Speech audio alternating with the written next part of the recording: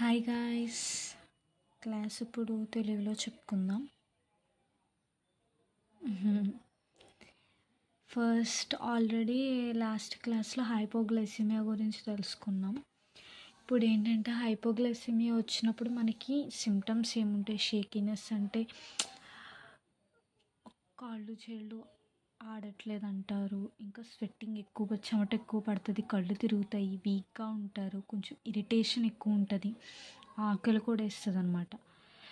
ఈ సిమ్టమ్స్ని అలాగే వదిలేసాము అంటే కనుక అవి ఎలా కన్వర్ట్ అవుతాయంటే కన్ఫ్యూజన్, అంటే ఏం చేస్తున్నామో తెలియని ఒక కన్ఫ్యూజన్, డ్రౌజీనెస్ అంటే అలా మత్తు ఉన్నట్టు, కోపము, ఏడుస్తారు, స్టాజర్డ్గా అంటే నడిచేటప్పుడు స్టాగర్డ్ అయిపోతారు, అంటే ఇటు ఇటు తూలుతూ నడుస్తారంటారు కదా అలాగా.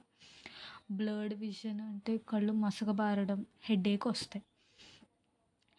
ఈ సెకండ్ టైం చెప్పాను చూసారా, ఏడవటం, కోపం, డ్రౌజీనెస్, కన్ఫ్యూజ్ అవ్వడం, తూలుతూ నడవడం, ఎప్పుడైతే ఇలా ఉంటుందో అది ఖచ్చితంగా ట్రీట్ చేయాలి మనం.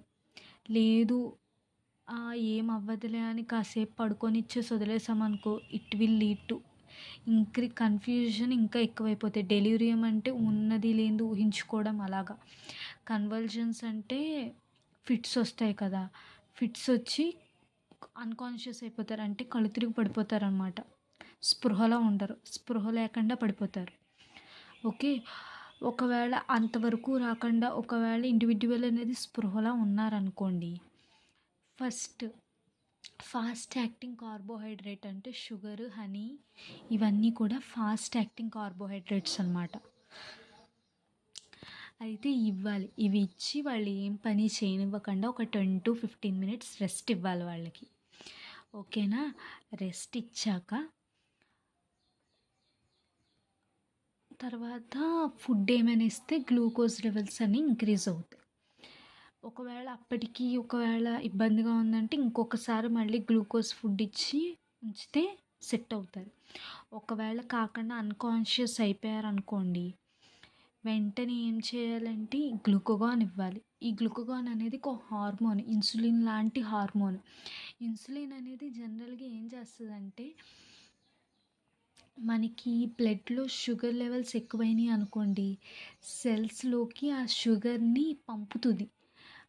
పంపడం వల్ల సెల్స్కి ఎనర్జీ ఉంటుంది, ఎనర్జీ రావాలి కాబట్టి అవి ఏం చేస్తాయంటే సెల్స్లోకి ఎలా కార్బోహైడ్రేట్ని పంపుతుంది కాబట్టి ఈ కార్బోహైడ్రేట్ని యూటిలైజ్ చేసుకొని ఎనర్జీ అనేది ఇస్తుంది అనమాట.